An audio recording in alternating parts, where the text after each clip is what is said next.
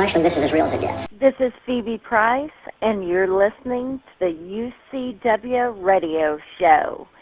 In your face. The number you have reached, 911, has been changed to a non-published number. You're listening to UCW Radio. In your face.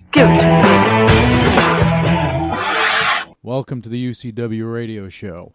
And on tonight's show, we're going to have a special guest on shortly. She is an interior designer. She's a Pennsylvania native. And, she's the host of DIY's Megadens. You got it. It's Anitra Mecadon. She's going to be on the show. She's actually on deck right now. So without further ado, let's bring Anitra on the show. All right, Anitra, welcome to the UCW Radio Show. How are you?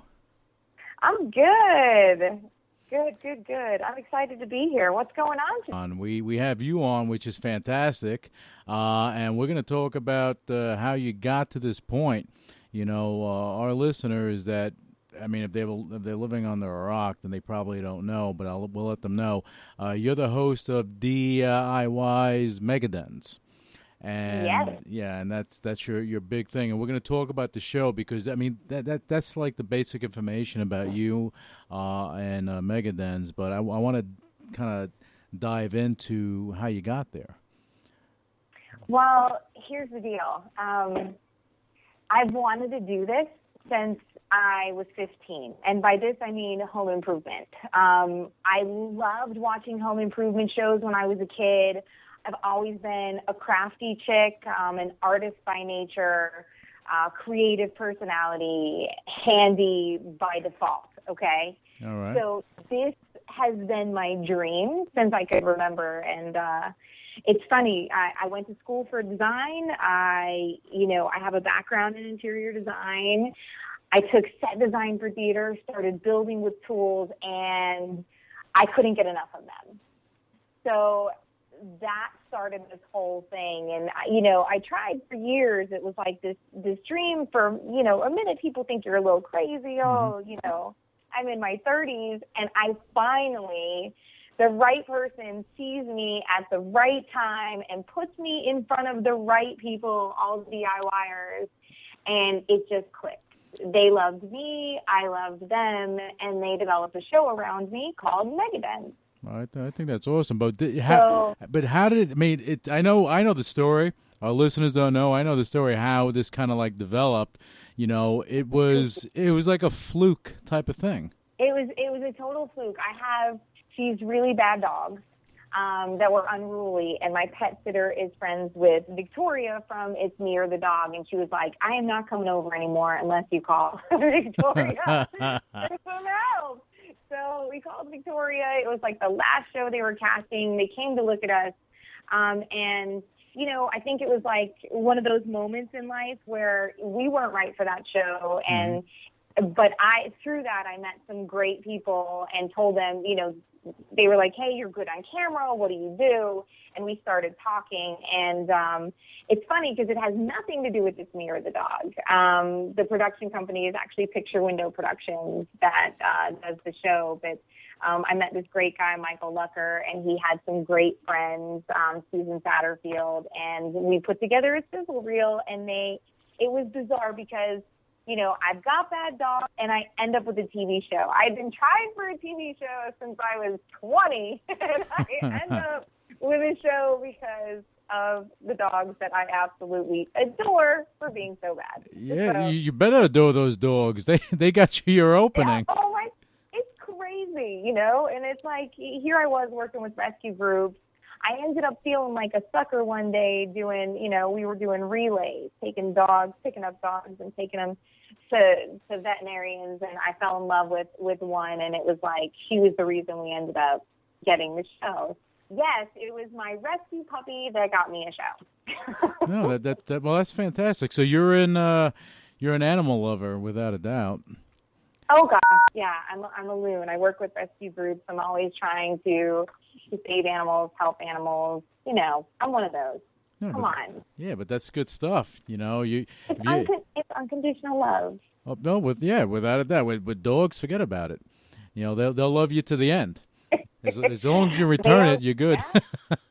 No, man, they don't care what you look like, what you smell like, what Yeah. you're wearing. They don't care. They love you for being you. And, yeah, I find peace in that. Yeah, well, don't you wish you had a husband like that? Oh, yeah. Yeah. Not looking so pretty, it doesn't matter. Having a bad day, it doesn't matter. Oh my God, he'd be like the best guy in the world. Oh my God, too funny. And you're a Pennsylvania native. I am. I'm a PA girl. I'm Yeah. a Northeasterner. I've been down here in the South where the show is filmed. The show is mostly filmed in Atlanta, Georgia. Right. But I've been down here for probably like 10 years, 11 years. So I think at this point I'm considered a damn Yankee, but I'm not sure. Yeah, but Atlanta gives you love. That's good.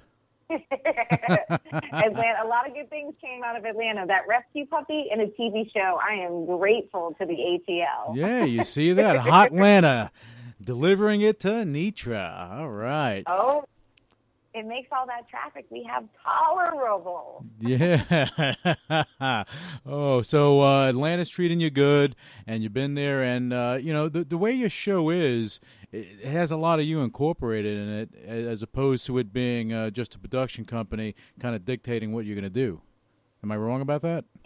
No, this show is really it's not scripted. There's nothing scripted about it. I work with two brothers, the Shalala brothers, who are amazing and can build anything. And between the three of us, with all of our skill sets and the fact that I am handy and know how to use tools, we do some pretty wicked stuff.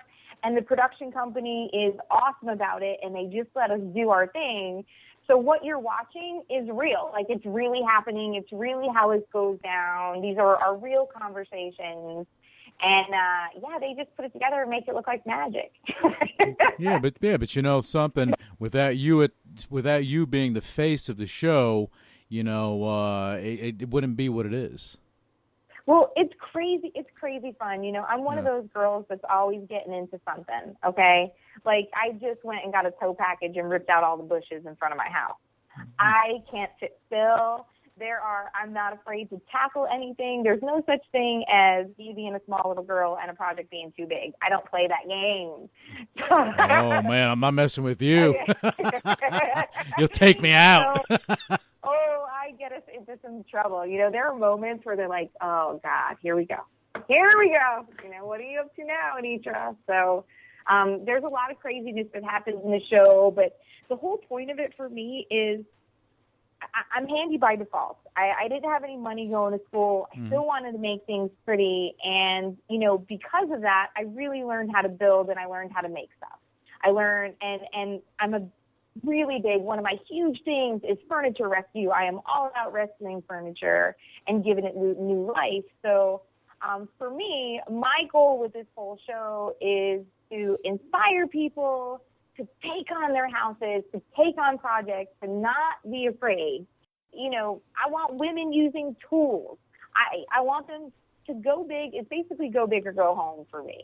And my whole thing is just be daring. So these people live in these cookie cutter houses and they buy furniture that's all matchy from the store, and I don't want to have any of it anymore. So my goal is to inspire you to take stuff on yourself.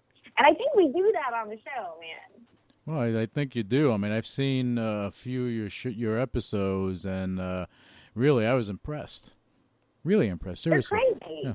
We do fun projects. We do affordable projects. There's things you could find and things you could tackle on your own. And it's like, there's something about seeing a little chick with a big gun, and you're like, hey, if she can do it, I can do it. Yeah, well, that's good. Well, let me ask you something, Anitra. Now, when you were younger and you were working with your hands, doing all that stuff, did you have someone in your life that kind of sparked that interest for you? My mom and dad are totally supportive. My dad's kind of handy by default. He likes to tackle projects himself. Mm-hmm. I don't know if it's because he wants to do it himself or he doesn't want to call and admit he can't do it himself. Either way, he tackles everything, like lays the floors, changes out toilets, like super handy guy. And my mom's always been really creative. So between the two of them, we are people that get in there and get dirty. I mean, you go visit my house and there's no such thing as a vacation. It's like, we're going to go tackle the front yard today, and we're going to rip out the toilet, and we're going to rip out the kitchen, and we're going to redo the kitchen. And I try not to go home because I can't ever get a rest. Yeah, but you love it, though. Yeah, and, you know, we're very hands-on people. Even my dad just came to set. We just finished Log Cabin up in Maine, which is incredible. The location is incredible this year, and the mega den is out of control. And we were working with Chris Grundy, and my dad popped in, you know, because what's a 12-hour drive? Yeah, he drove from my family. he drove from PA all the way to Maine. Oh yeah, it's like no big deal for my family, you know. And he drove up, and he came to see us on set, and you know, I didn't say anything because I didn't want to coddle him, but he was working and hanging stuff and carrying stuff and cleaning, and I was like, that is the epitome of a Mecadon to me. Yeah, we like to get our hands dirty. And yeah, Mecca, I think that's the main part of your last name, Mecca. Everything big. You know, as you said, you go hard or go home, or go big or go home, or however you want to put it. But you, you get your hands dirty, you do your thing, and I think that's fantastic. But I mean, this came to you, but you were working towards this, or towards something like this, you know, since you were a kid. Yeah, I've had that dream forever. And, you know, it's funny because I never discourage people. I never discourage them no matter how wild their dreams are, because there are those moments in life where it's like, why don't you go back to school and be a doctor? Why don't you go, you know, are you sure this is what you want to do? And you're 30 and this hasn't happened yet. And I knew it would. And I just kept digging that hole until I finally hit pay dirt. Right. It just all worked out. And sometimes, you know what it is? It's divine timing. Mm-hmm. I mean, you can't force these things. And maybe it's because I was ready, and maybe it's because they were ready, or I don't know. You know, I think that TV has changed so much that, you know, a wild personality like myself, I'm a rock and roll chick, I think everyone was ready for me. Yeah, well, with 10 years ago, maybe not so much. Maybe not so much. Yeah. 10 years ago, 8 years ago, even 7 years ago. Yeah, well, maybe they weren't ready for you. Maybe you weren't ready for it. You know, you don't know. My mom. Oh, everyone's ready for me now. Yeah, now they're ready for you. Yeah, my mom always tells me that things happen when they're supposed to happen. And that's true. Yeah, and you carry that through life, you know. But you have a lot of things cooking now, you know. You have DIY, you have your mega dens, and that is growing. And I know it's growing because your fan base is really getting big. You know, so it's a hit show. It is a hit show on the DIY network. It is growing. It's grown by leaps and bounds. The amazing thing about our Mega Den fans, they have been with us since minute one. It's like you turn on that show and you're hooked. It is a fun show. It's informative. It's like I almost want to have a pen and paper go. There's so many ideas, you know, and that's what I love about it. But I get to do so many other fun things too. This year I did the Ultimate Bachelor for DIY and Esquire magazine. I saw that. I saw that big clock. I saw the big clock. Oh man. Oh man, that was crazy. And got to do a special behind the build of the HGTV Dream Home for DIY. And I was just out in LA filming with Mike Holmes and Scott McGillivray doing the Ultimate Handyman. I'm hosting it this season. Nice. And it's going to be on HGTV. So we're going to have a lot of fun. Oh, nice. And now Mega Dens comes on, what is it, on Sundays, 8:30? Mega Dens comes on Sunday nights at 8:30, but there is an hour slot, so you get to see a new show and a rerun between 8 and 9. It's pretty awesome. So we just had a crazy episode air this past Sunday, where we turned a living room, like a home theater, this room that wasn't used, we turned it into a home theater, but we did it like the inside of an airplane. So it was this whole airplane-themed Megadon that, if I can tell you anything, this is one of my favorites that I have done in a while. It was wild. I mean, I had a pool table painted with Cadillac Pearl auto body paint. Nice. We did some crazy things in this episode. It was, that was one that keeps down the NDC. Well, I think when you take a whole bunch of creative people, throw them in a room unobstructed, magic's going to happen. Oh, yeah. I mean, we have to stop ourselves. I bet. Yeah. So developing. We only have 5 days to do a show, so there's a lot. We have to stop ourselves. Even I know when to say when. Now. For now. Let's see what happens later. So with the show, so this spans over a few days, right? It's not just. I mean, obviously people see it on TV. Everything's quick and to the point, but you guys are there for a while. We are there for 5 days, start to finish. Right. And they're not even 5 full days, but we do these major renovations and build this amazing furniture in a short amount of time. So it is, all systems go for 5 days straight so that we could finish on time. But the reason that we do such, tight schedules is honestly so that we can fit so many in the season. I mean, we're doing 13 episodes this season, and there are people from all over the country asking for Megadons now. It's crazy. Yeah, but that's good stuff. When you're touching people like that, it's beyond just doing a den over and having a TV show. You're connecting with them, and they feel like you're part of their family, so to speak. True. And, I'm a big believer in, your home isn't just this box with 4 walls that you live in. It should totally represent who you are. And it should be this kind of place you come home. When you actually get there, you don't want to leave. And so when we do each Megadon, I take every family into consideration, who they are, what they dig, what gets their motors running. And what we try to do, and I think what we achieve on a regular basis, is we put something for everyone in that family in one room. And what it does is it brings the family all back together again. If there's something for everybody in one room, chances are you guys are actually going to start to hang out again. Yeah. And you build the connections through giving them an environment to be in. Yeah, it's awesome. And one of the things I hear the most, it's like clockwork. At the end of every show, they look at us and say, how did you know? How did you know this is what I always wanted? How did you know? And for me, I'm like, I don't know if it's my Italian intuition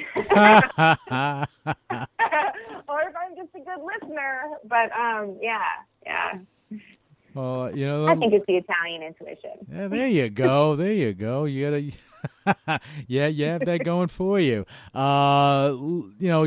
It's interesting. There are shows out there where you have interior designers doing this, that, the pretty stuff. Mm-hmm. Your background isn't so much. How can I put it? Isn't so much residential type. Your background is more commercial work. You got it, baby. Yeah. I was all commercial.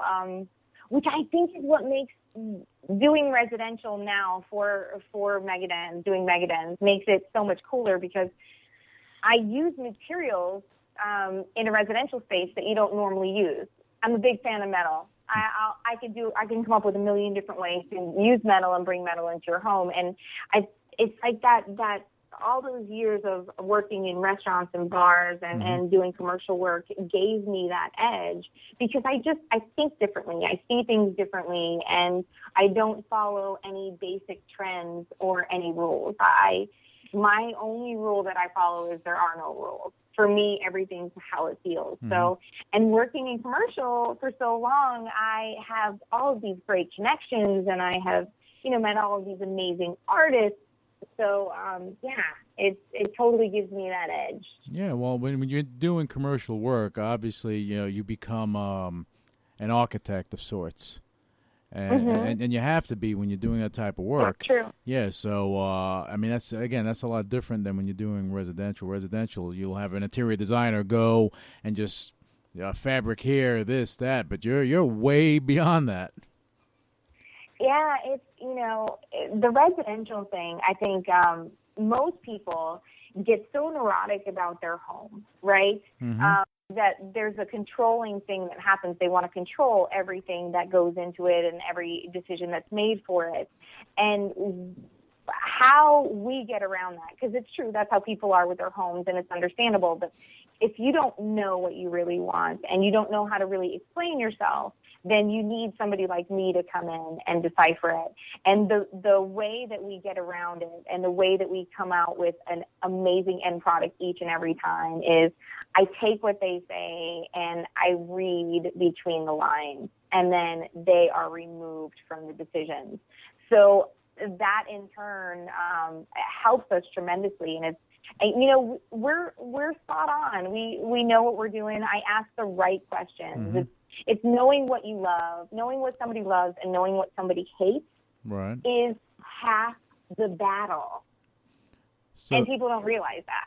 So you become semi-psychologist, or? Oh yeah.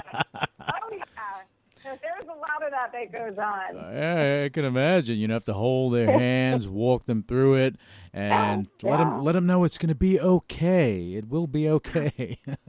Oh yeah, it's funny.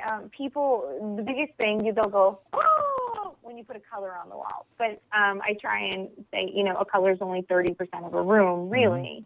So you might go, oh my gosh, right now. But once everything gets in there, the artwork and the furniture and the area rugs and stuff and the drapes, now it's no big deal, and it becomes this amazing thing. So every now and again, we'll get a homeowner where I'll have to hold their hand and say, trust me.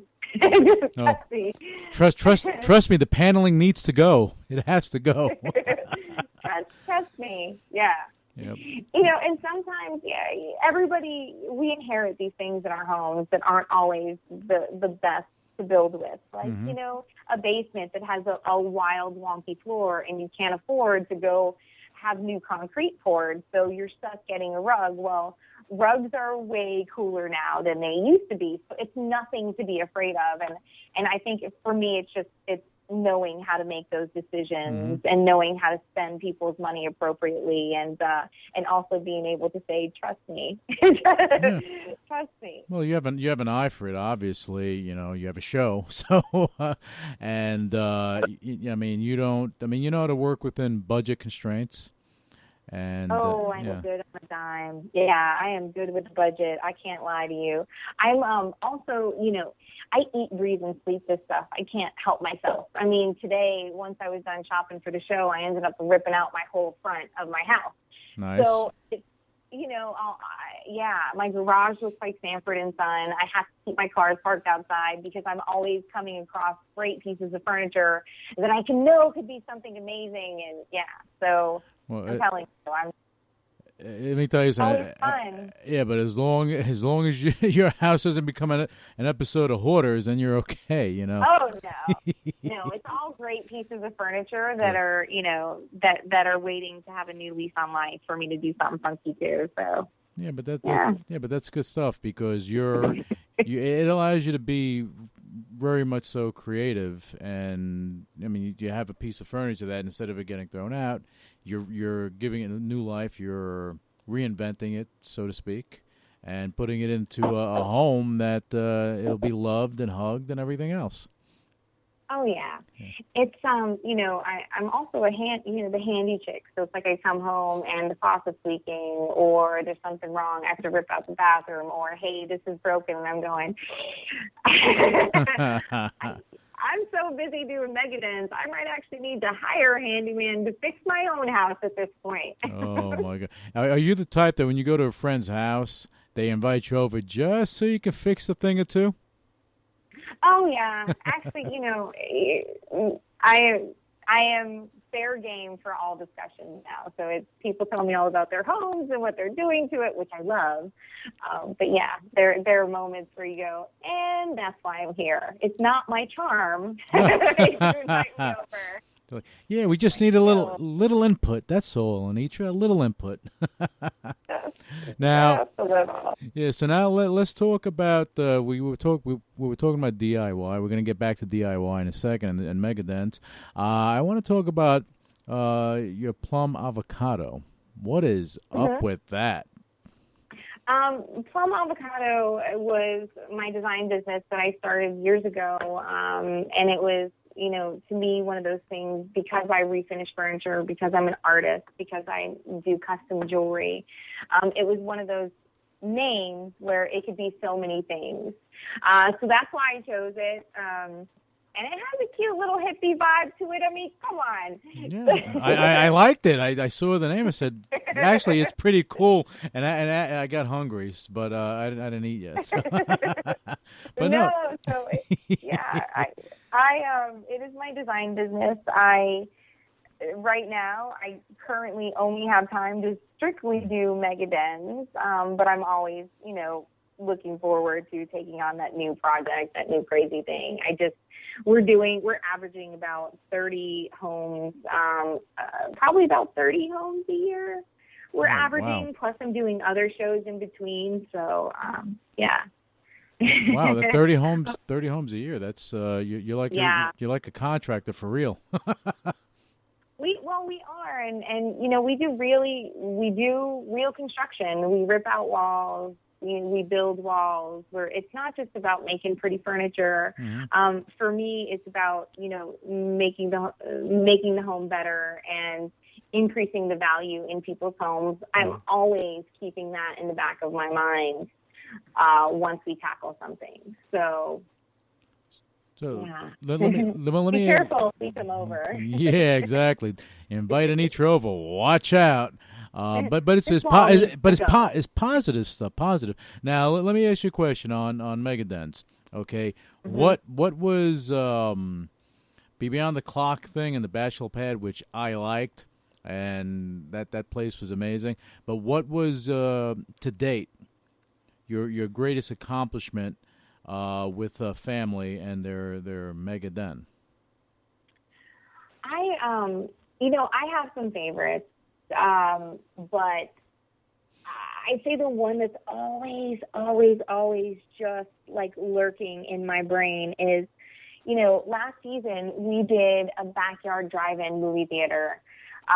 This is such a cool family. They're covered in tattoos and he makes horror flicks for a living, and they were so great, and they had this dilapidated, piecemeal drive-in theater that they made for themselves with like plastic furniture, and the screen was falling down. And we took on an outdoor space for our Mecadon, and it's still one of my favorites because what we did was so wild. I found 3 1952 Studebakers rotting away in my friend's junkyard. There was a tree growing out of one. Wow. They were filled with scrap metal. And I had my metal guy, Cam Coffey, chop them, and we turned them into love seats. Nice. So you have 3 52 Studebaker rear ends. When you walk down into this theater, which was huge, the tail lights actually work, and there's this gorgeous like white ostrich, material that you're sitting on, and it looked like a real vintage drive-in for me. And that was one of my favorites. It was a gigantic space. So many players came to bat to help us do that one. It was absolutely stunning. It's like I had no money, okay? Mm-hmm. Like chopping these Studebakers was kind of like I was pinching pennies after that. I made bar stools out of trash cans. Wow. We did crazy stuff on that episode, and it's still one of my favorites. Yeah. But who thinks of that stuff though? You have to be a special person to even come up with those ideas when you see something and say, "Hey, you know what? I think this would be fantastic as this." You have to have a lot of vision. You're right. It's I don't know if it's having the vision or having no other choice. Like when you're down to no money, you're going, I'm walking around a home improvement store, like holding $100 going, what am I going to do? I need 3. And, the trash can, hey, let's see if this is bar height, So I start measuring the trash can and, there's a man at the home improvement store going, what are you doing? Because I'm sitting on the trash can upside down and I'm going, the lid would be amazing back. And I just looked at him, I go, I just need 3 and you don't want to know. You don't want to know what I'm about to do. That's too funny. Anyway, we got to take a really quick break and we're going to be right back. A boy born in Joplin, Missouri was fascinated by anything with wheels and a motor. The odds of him going on to fascinate millions with his talent? 1 in 260,000. The odds of this born racer having 157 career top 10 finishes in NASCAR? 1 in 125 billion.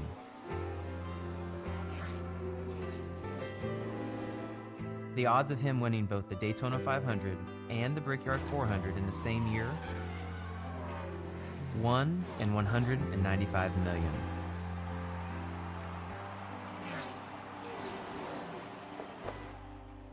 The odds of a child being diagnosed with autism?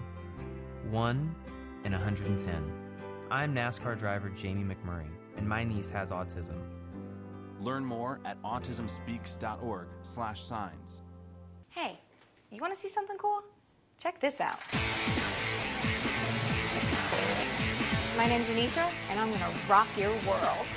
Wow. Oh my gosh, look at that. Wow. Oh my God. Along with my boys Mikey and Joey, I need the Shalaba Brothers stack. We're knocking down walls and taking names. The brothers actually getting something done. And everyone gets to play. Progress is slow. We should be finished by Christmas. Girls with power tools, rule. We're not just bringing back the den, baby. We're making Mecadons that'll blow you away. Wow! Anitra, it's unbelievable. That is cool. You want some of this?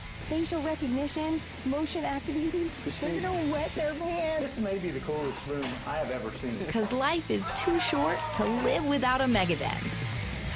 All right, a little promo for Megadons. All right, now let's get back to your trash can story. So that show was so crazy and so wild. We built a bar and filled it with rocks. I mean, it is one of my favorites. It'll probably go down in history as one of my favorites. But you know why? I'm a Northeasterner, so I'm a car chick. Yeah. That's how we are. If it's vintage, we love it. And and to me, that was one of my favorite moments. The only thing that made me mad was I didn't have the money to get white wall tires. I was so mad about that. Oh, well, yeah, those are a little pricey, though. I told you, I was out of cake. I used every last dime. Oh, wow. Well, I'm sure that you probably went to those car shows with your dad when you were younger. Oh, yeah. Yeah. Oh, car shows, boat shows, RV shows. Look, growing up, we had a 50s bus that my parents turned into a camper and built themselves. So if you want to know if I come from handy, creative, wild people, yeah, I do. No. It had like orange shag and white vinyl. Oh, nice. A little fuzzy, huh? Yeah. Oh, yeah. Oh, wow. That's funny. Now, let me ask you this. You told us about your, I guess, your most memorable moment. Okay. Yeah. Now, what was the hardest Megadon, the hardest project that you actually were involved in? When we first started the show, the very second episode we ever did, The Lucky Family, it was we were taking on such a big beast. And, I had so much to prove. I mean, we were new and I wanted to get renewed. And it was like, I wanted to show everyone what you could do, what we could do, by doing what we could do.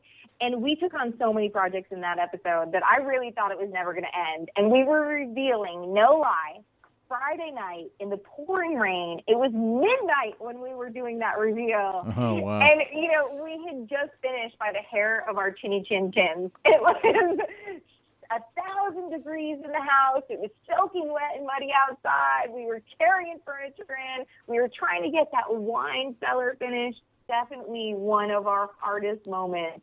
And I learned to trim down the project since then. Yeah, I think so. But, we tackled the wine cellar, which was a huge beast, and we built the bar, and we gave them a home theater, and we did, a pool room, and it was, that was one of those, we built chairs out of wine barrels. So it was a never-ending, that was one of the hardest ones, and that will probably go down in history as the most difficult Megadeth we ever did. Yeah, but you got through that, and you're going strong, without a doubt. Now, I guess the biggest question that I have is, where do you go? Where do you see yourself going from here? It's a tough one, huh? The sun, the moon, and the stars. I'm love this show, and I see this show lasting a very, very long time. And I'm fortunate enough that HGTV and DIY have become my family, so I get to do more and more shows. So for me, this is where I've always wanted to be. And so I'm just like reveling in the fact that I'm actually here. It's so surreal to turn on a TV and see it. It's really there. I mean, for a while, I couldn't even get excited about it. I was afraid to get excited about it. I was like, oh, my God, I've wanted it for so long, Don't screw it up, Anitra. Don't screw it up. Is that a Northeastern thing or an Italian thing? I think it's both. The whole first season, this is something you guys might be interested in knowing. The whole first season, every time I was doing a show, there was this constant repeat in my head going, don't screw it up. Oh, my God. But you know what? I think when you want something that badly and you have it, and you some people anyway, I'm not saying you, but some people, they begin to get a little nervous and question whether they actually belong there. It happens, It happens to a lot of people. And for you, well, you belong there and beyond. Oh yeah, and this is I am where I want to be. I'm totally where I want to be. I'm so happy. I love it so much. I don't know how many of the DIYer or HDTVers that or you get to talk to, but I have to say every single person that I've met, they're like family at hello. They're fun. They're energetic. They're crazy. They're wild, and it's each person I meet, I fall in love with. I love working with them. I love playing with them. We all become best friends.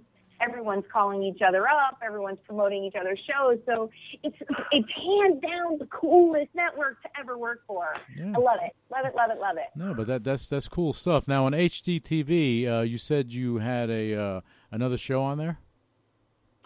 Yes, I got lucky enough to host the All-American Handyman this season, which, the judges are Mike Holmes and Scott McGillivray. It's been on a few seasons. It started out up in Canada. It's a hit show. It's fantastic. So I had never been on a set like this before, and it was absolutely wild. We were in LA. We were in this building. We're on the roof. Everyone's competing to potentially get their own show, and they're competing to be known as, the ultimate, the All-American Handyman. And it was wild to see the personalities and the skill sets and, watching everybody who's nervous and knowing, I know where they're coming from. This was me when I first started my show. So it was, it was fun. Everyone was getting mad at me because I was everyone's cheerleader. I didn't have any favorites because I really did want everybody to win. Yeah, but would they expect you to be like Simon Cowell? You can't. Yeah. No, that's not my nature. I want to push people. Go, get it. Like, grab that dream. Go for gold. Do it. So. See, that's why we get along, because we think the same way. You have to push people and be their cheerleader. Why not? No, everybody needs it. Come on, we all need love. Yeah, no, without a doubt, we definitely need to do that. Now, let me ask you this on Megadens. What do you have coming up that you would want our listeners to be aware of? We have some awesome shows slated for this season, including, speaking of going for gold, we did Summer Sanders' house in Park City, Utah, the gold medal winner. All right. So, and her husband, Eric Schlope, who was another Olympian, and, that's a super fun episode. We've got some good stuff this season. In fact, we are about to start filming episode 7 next week, and each episode has gotten better and better and better. I can't even tell you how excited I am about this season. We started out airing our Vanilla Ice episode, and we just aired the airplane episode, which was wild. The Vanilla Ice episode? Oh, we went down to Rob Van Winkle's house in Florida and gave him a Megadon. And I have to say, he is awesome. He's so fun. He's a good guy. He's a good guy. He's wild. He's absolutely out of his mind. It was a good episode. It was a lot of fun. Wow. So let's plug Megadens, and let's talk about the website and everything else. Just let our listeners know how to follow what you're doing, see the show, and everything else. Well, you can see Megadens every Sunday night at 8:30. There's also, you're going to get to see a whole hour of the show between 8 and 9 on Sunday nights. You can find us at DIYnetwork.com. And the cool thing is there's also a DIY to go app for your iPhone. Nice. I don't know if you knew about that, but you can watch all your favorite shows right there. You can catch up on everything, including Megadens. It's really cool. Okay. So, and if you're looking for a Megadon, go to DIYnetwork.com and apply, because we are always casting. There you go. And then how can people follow you and follow your career? You can follow me on Twitter. My handle is @Anitra Mecadon. And if you Google me, you'll find out how to spell my name. It's real easy. I'm on Facebook. My website is under construction, kind of like my life, so don't judge me. But I plan on having it up within the next month or two, and that's AnitraMecadon.com. So I try and make it real easy for people to find me, to find us on Megadens, and it's all about the love. We're going to make the world pretty, one Megadon at a time. There you go, Anitra. Thank you for coming on the UCW radio show. And all listeners, they can find out more about you just by coming to our site as well. And, we'll have you on again because your future is going to get brighter and brighter. DIY is doing the right thing by you, HTTV, the whole nine. They have a star, and you were a rough diamond that they're polishing up. And I just see great things and greater things from you. And I just hope that our listeners kind of, heard a little bit about you, and maybe they would get inspired to reach for their dreams and keep going for it, no matter what, 30, 40, 50, whatever it is. If you got a dream, go for it, right? Oh, yeah, baby. Don't ever stop. Don't give up. There you go. Anitra, thank you again, and we'll have you on. And remember, guys, go to Twitter, Anitra Mecadon, at Anitra Mecadon. You go on there, follow her. You want to follow this lady's career because it's just getting brighter and brighter and brighter. And, I think down the road you're going to forget who I am, but that's okay because I have this interview, and that's what it was all about. Oh, I appreciate it, and you and I are going to stay in touch. Oh, without a doubt. But thank you so much, and I know you have a lot of things to do. You have another Megadon to kind of deal with, so you go do your thing, and we'll definitely keep in touch. And we'll have you on the show another time. I appreciate it. You got it. Have a good night. Thank you. You too. Bye-bye. What is your major malfunction? So let it be written. So let it be done. Ladies and gentlemen, my mother thanks you, My father thanks you, my sister thanks you, and I thank you.